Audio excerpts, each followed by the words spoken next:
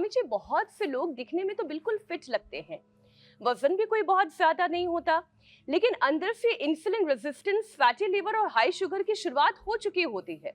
ऐसे छिपे हुए डायबिटीज के रिस्क को पहचानने के लिए शरीर ऐसे कौन से सिग्नल देता है?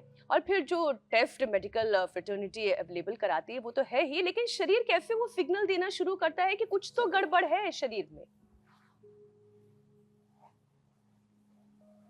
अचानक जब कंठ सूखने लगे, वैसे भी गर्मियों में तो बहुत ज्यादा कंठ सूखता है।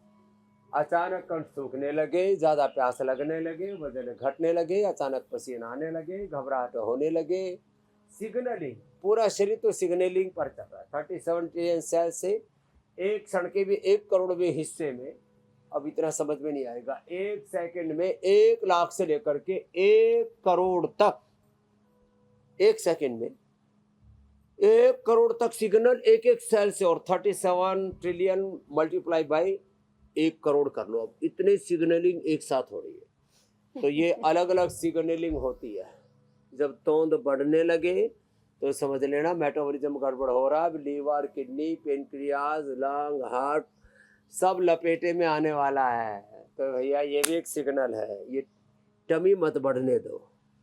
फिर सिर में भारीपन सा होने लगे, अचानक बेवजह गुस्सा आने लगे तो समझ लो बीपी बढ़ रहा है।